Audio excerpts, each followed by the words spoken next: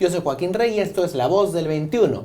A 2 víctimas mortales ha llegado la cifra oficial de este evento sísmico que tuvo lugar la madrugada del día domingo con epicentro en la Amazonía peruana. Afortunadamente, los impactos no han sido de la magnitud de, por ejemplo, el evento sísmico en Pisco en el año 2007, pero sin embargo, este tema nos recuerda la importancia de la labor preventiva que se tiene que hacer para mitigar y reducir los impactos de estos eventos que en Perú van a suceder siempre porque somos un país sísmico. Y para conversar de este tema hemos invitado al ingeniero Manuel Rosas. El ingeniero Rosas pertenece a la Dirección de Geología Ambiental y Riesgo Geológico de INGEMET, que tiene una labor central en lo que a prevención y mitigación de los efectos de eventos de esta naturaleza se refiere. Ingeniero, muy buenas tardes. Buenas tardes, Joaquín. Buenas tardes con toda tu teleaudiencia. Bien decías tú, ¿no? El INGEMET es, vamos a decir, la institución más importante dentro de lo que es el ámbito de la geología nacional, la geología peruana, ¿no? Desde hace décadas. Entonces nosotros tenemos dos tipos de labores, diría yo. Una labor preventiva y luego cuando ocurre el fenómeno sísmico, en este caso, también una respuesta inmediata, ¿no? Acudir inmediatamente a la zona para realizar la evaluación geológica in situ, para poder principalmente interpretar el fenómeno geológico, porque nosotros somos un ente netamente técnico-científico.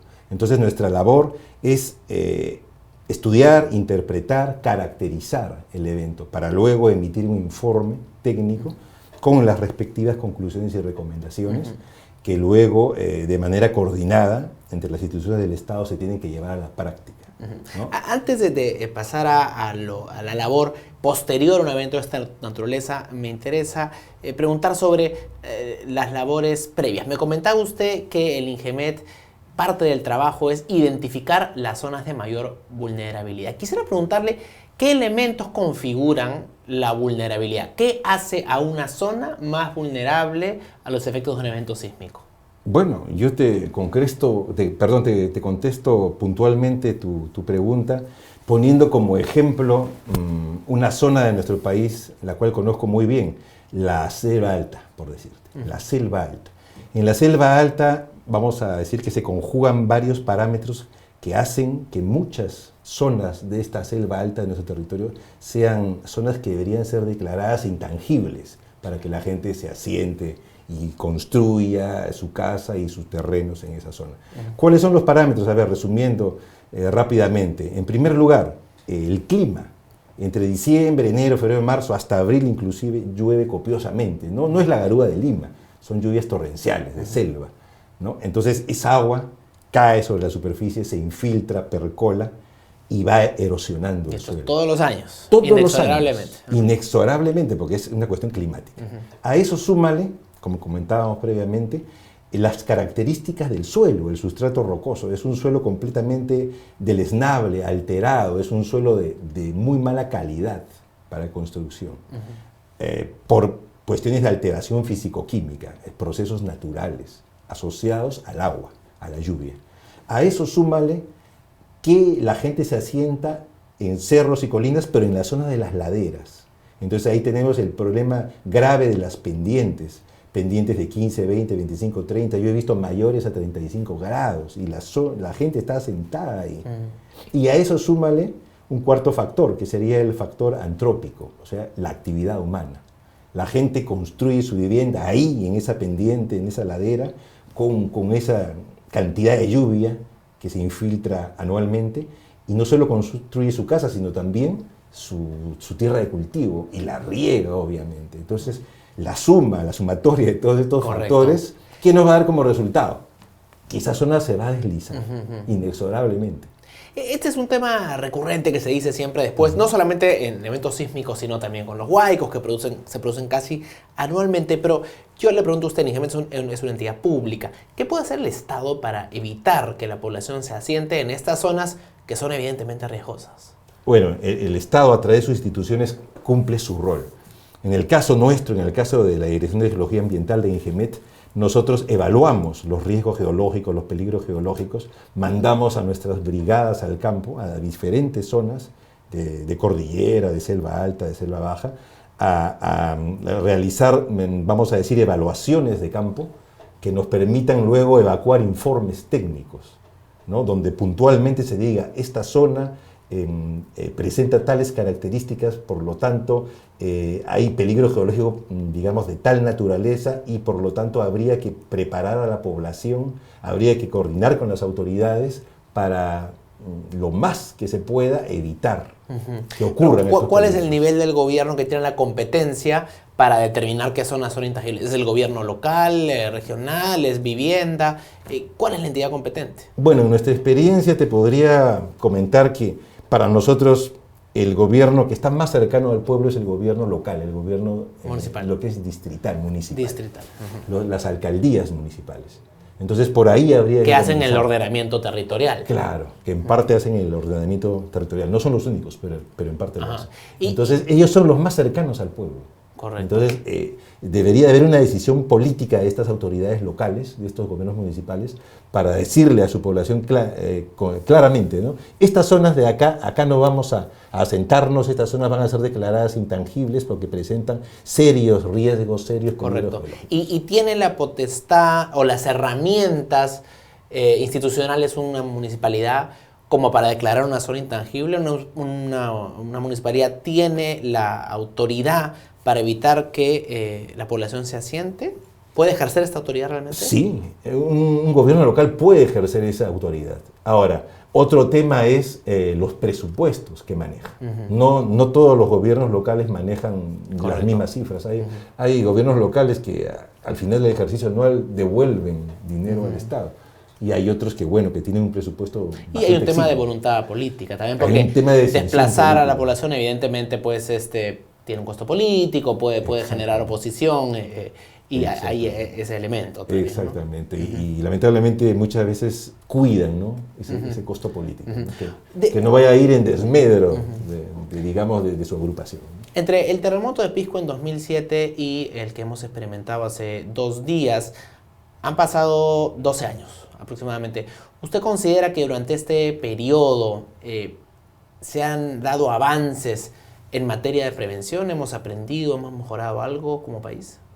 Sí, de haberse dado avances, sí se han dado avances, ¿no? Yo digamos, si te dijera que no, estaría pecando de inexactitud, porque, por ejemplo, en estos últimos años se han incrementado todo lo que son los simulacros. Inclusive, actualmente en el Perú ya se hacen simulacros nocturnos, que antes jamás se hacían. Todos eran diurnos. Ahora ya estamos llegando a simulacros nocturnos, a simulacros de tsunamis, que antes tampoco se hacían. Ahora ya se hacen. Pero podemos avanzar mucho más. Y en eso yo invocaría a las autoridades locales, regionales y nacionales, ¿no? A que tengan la decisión política de hacer que nuestra población esté cada vez más informada. Yo siempre comento en los diferentes medios donde asisto un ejemplo muy importante, ¿no? Japón. Japón es un país pequeño formado por 4 islas que mayormente no tiene recursos minerales, no tiene nada, todo lo tiene que importar, pero sin embargo causa, por decir así, envidia, pero una envidia positiva, el grado de preparación de su gente, de su población. Desde la infancia, desde los primeros años escolares, ya a los niños y niñas en Japón ya le están enseñando cómo se debe actuar frente, por ejemplo, ¿no? el tema que nos convoca aquí a un fenómeno sísmico. Como ellos ya saben perfectamente cómo evacuar. Porque es además un país sísmico, ¿no? Con una gran incidencia. Japón es la zona más sísmica del mundo. La primera zona sísmica del mundo es Japón. Y la segunda zona sísmica, lamentablemente nosotros habitamos esa segunda zona sísmica. Perú, Chile, Correcto. Colombia, Ecuador. Hay un elemento que también es muy relevante, que es la calidad de las construcciones, ¿no? Claro. Porque finalmente lo que mata a la gente son los edificios, no es el movimiento propiamente dicho. En Perú hay un alto grado, una alta incidencia de construcción informal, ¿no? Es decir, construcciones pues, que no están diseñadas con una estructura, incluso que participe un ingeniero medianamente calificado en la construcción.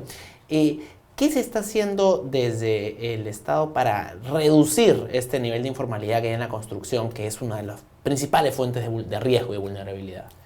Bueno, el Estado a través de sus instituciones, pues, tiene una lucha constante, ¿no?, por tratar de revertir este fenómeno. Lamentablemente en el Perú la informalidad es muy alta, no solo en el tema de las construcciones, sino a todo nivel, ¿no? Si no hablemos, por decirte, se me ocurre la minería informal, que tanto daño nos hace, siendo un país minero como somos.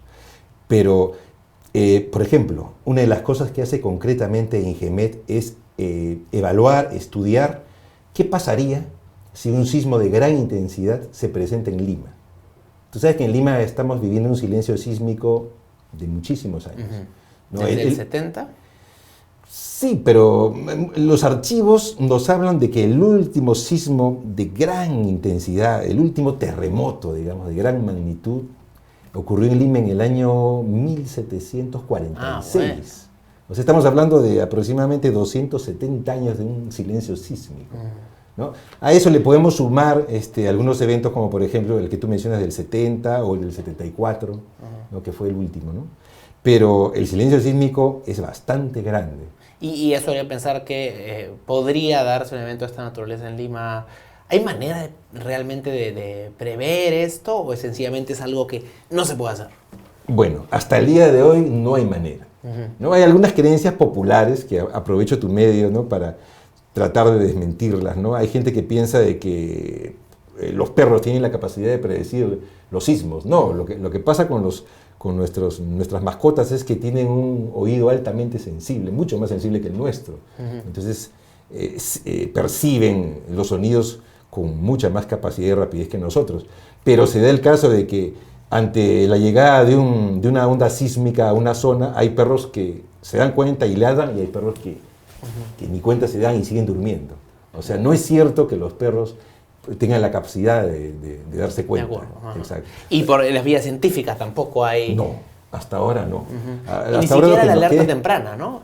Porque eso es algo que en México se ha avanzado, claro, en Perú no. Hay sistemas de alerta temprana que en algo pueden servir, pero lo que yo te digo concreta y categóricamente es que hasta la fecha, al menos que sepamos nosotros, como institución, no hay manera de predecir con exactitud un sismo.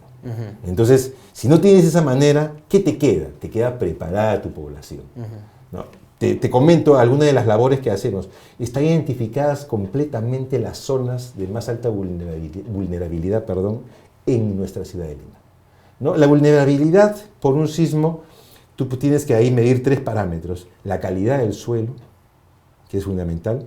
Tienes que medir también el problema de las viviendas ubicadas en zonas de ladera, como por ejemplo toda la periferia de Lima, ¿no es cierto? Y también el problema de las casas y casonas muy, muy antiguas. Así es. Entonces, esos 3 parámetros son fundamentales.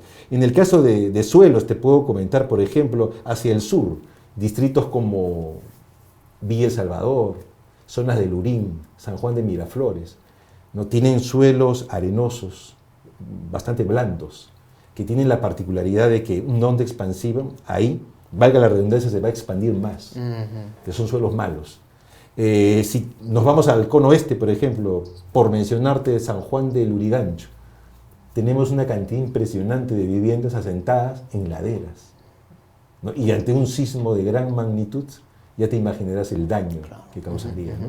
No solo el sismo en sí, sino la poca información de la población y también la pésima, vamos a decir, el pésimo direccionamiento de las rutas de escape.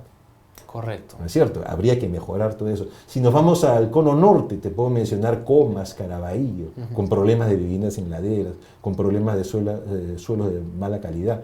En la parte oeste, por ejemplo, zonas del Callao, de Chorrillos, Ventanilla, algunas zonas de Barranco inclusive, tienen problemas de mala calidad de suelo, ¿no? Eso aunado al borde costero, y ahí entraríamos en otro problema, la cuestión de los tsunamis, ¿no? En este caso, ocurrir un sismo de gran magnitud, bueno, nos quedaría esperar la eficiencia de la Marina de nuestro país, ¿no? Para que alerte con tiempo, ¿no? Por un tsunami. Respecto de este evento sísmico en Loreto, la verdad que en términos de impacto de vidas humanas ha sido bastante limitado. ¿A qué podemos atribuir esto? Bueno, a factores como, si bien es cierto, el sismo fue en la noche, pero no estamos hablando de una zona pues densamente poblada como Lima o como alguna capital de departamento, ¿no? Son centros poblados que pertenecen a una provincia que es el Alto Amazonas, dentro de la región Loreto, ¿no?